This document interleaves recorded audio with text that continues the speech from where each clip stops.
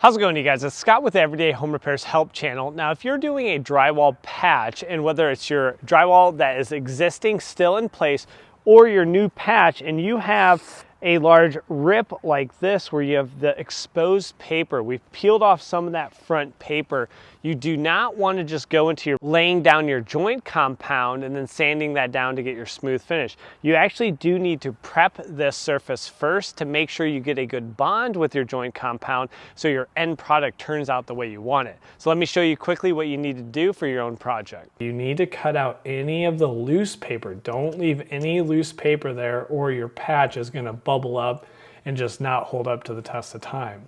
Additionally, we need to prime this paper, and that is with a shellac, this 1 quart size, and you can see a link in the description which will have the rest of the tools and supplies I'm using. But just a simple coat here. It's very runny, so take your time, coat that, and then that will help the mud bond to this area.